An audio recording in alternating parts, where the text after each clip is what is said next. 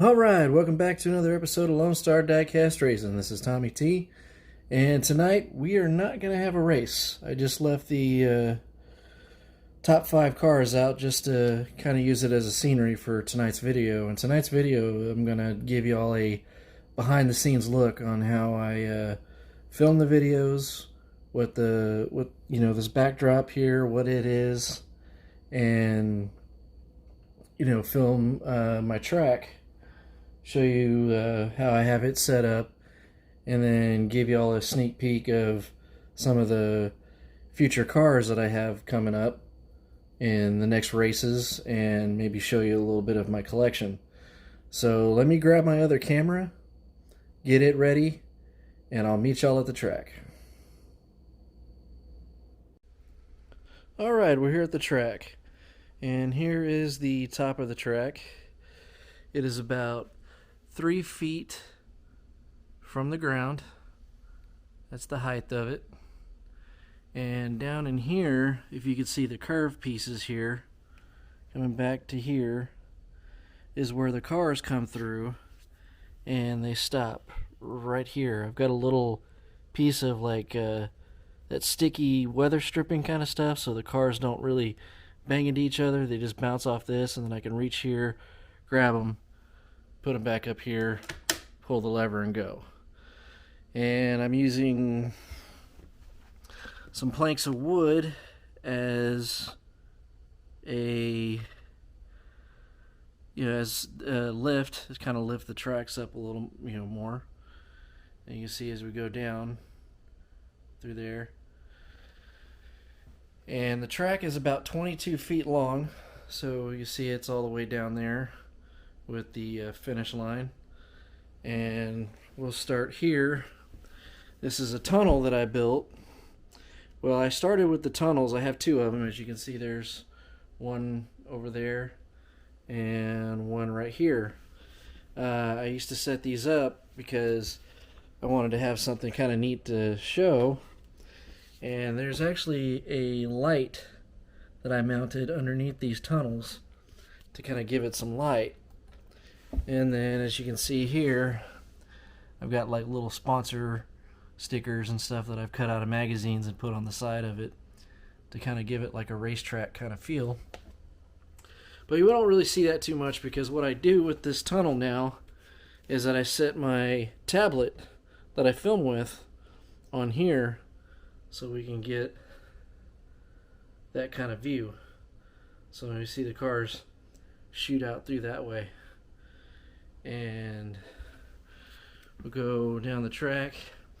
I use some of the black and yellow, kind of mix match the track a little bit, just to kind of give it a little, something really cool to, do something a little different, make it a little bit more flashy. And with the finish line, I also built this too. As you can tell, I've got Edelbrock, Hot Wheels, and Summit Racing on there. And you can see that it works.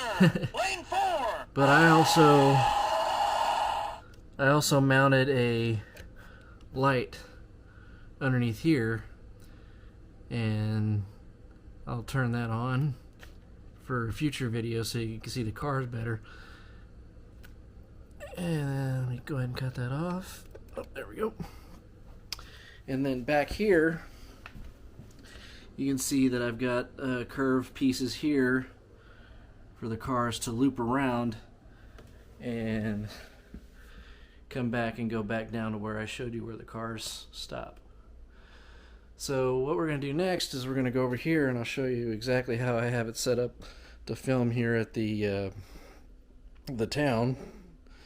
So this is my Samsung Galaxy S7 Plus tablet. As you can see here, I got it where set up to film.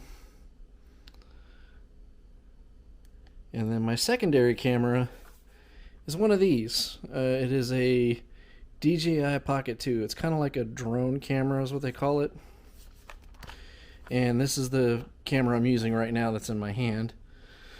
And this is also the camera that I use that I put on a tripod to film the end of the track over there. But we'll get over here to the town, and you can see it's all made by Mattel, Hot Wheel, and that McDonald's is also a Hot Wheel set. I think it's from like 98 or 99, maybe older. I'm not 100% sure. I have the box somewhere, but I don't exactly know where it's at right now. But you can see that the little garage doors, this one doesn't want to open. This is a pretty old set. I don't know exactly when this one came out, maybe in the early 2000s, I'm not sure. But it's a set that was basically supposed to simulate a town.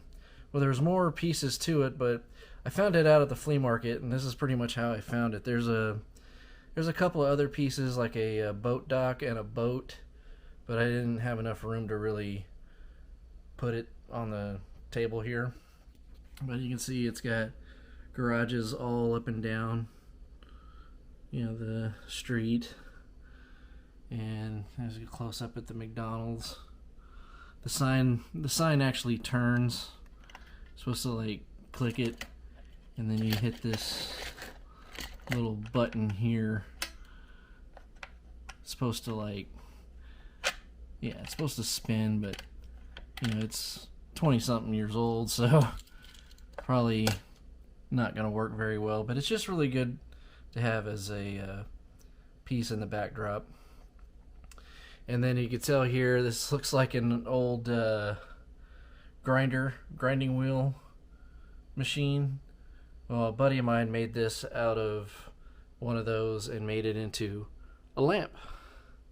So that's what I use to light up my backdrop. And I just thought it was kind of neat that it'd be, some sort of power tool, to go along with, cars and, other automobiles and stuff like that. So let's venture on into my closet where I keep all my Hot Wheels. Kind of cut across through here. So now we're in my closet, and as you can see, I've got 5-packs all right here. More 5-packs, more 5-packs. I need to go through some of these and get those ready to race. And one of my favorite pieces out of this collection is my Fast and the Furious set that I found. Found this at the flea market. Got lucky, and I think I paid like $20 for it. These are all like real riders. And my favorite car, of course, is the orange Supra from the first Fast and the Furious movie. So I figured I'd kind of show you all that. Kind of get y'all an idea of what I have in my collection. I got bunches of real riders, and don't have a lot of treasure hunts. Don't really do treasure hunts all that much, but I'll just set that there for now because it's kind of hard to close with one hand. And down here is some recent pickups that I've picked up. I haven't been able to put in any of my boxes yet, but I want to note these two right here. I got this at my local, or these at my local HEB, and these are the 54th anniversary of Hot Wheel. I've got the rest of them in some boxes up there. As you can see, I got Hot Wheel boxes full of cars. But I have a full set of these in those boxes up there. And then these are all my plastic cases. These are like thread cases that you get at Joann's or Hobby Lobby, wherever's cheaper. As you can see, there's some of my red lines in there. My original like 60s cars. There's some 80s cars, some 70s cars in there as well. And yeah, this was a cool piece to have as a Matchbox carrying case from 83. If hopefully that'll pick up. This little camera that I got's got a really small screen on it, so I can't really see too well with it. But here is some more cases, all full of cars. Kind of go down the line here. It goes all the way to the back corner there. But I guess I can pull some of these out. But see, here's like here's some of my Nissan cars, like Skylines, Silvias. There's some Subarus in there. Let's see what else I have. Yeah, there's some Batmobiles up there, and some Vampiras, I'm sorry, and some Skull Crushers. So I've got quite a bit of cars, and as you can see down here, I've got more and more boxes full of cars. You know, just all the way up. Guess we can get down here to the nitty gritty. This is the recent box that I filled up with some recent pickups. I find a lot of these cars out at the flea market, where I shop and work. I do work at a flea market. Matter of fact, it's my family's business, so I kind of, you know, have some ties to the flea market as well. And here's some more of those slow chargers that I had last week's race, but hopefully some of these will be faster. I might be able to pull one of these out that's going to be fast, and another Buick Stalker. So I've got a lot of cars in these boxes here. Kind of close this up a bit. There we go. And then over here are some more track sets that I have that I'm going to review in the future.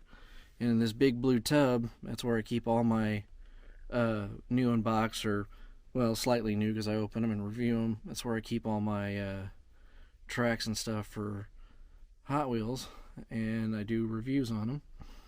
And that's pretty much it coming from this room. But yeah, I wanted to show y'all some really neat cars that I picked up a while back. These are made by Matchbox, and I don't know if a lot of y'all remember this movie, Days of Thunder. And I've got 3 out of the 5 cars from that movie. I probably won't open these because these are kind of special to me. This was one of my favorite racing movies of all time. Really good movie. And I got some more NASCAR cars in here. I've got a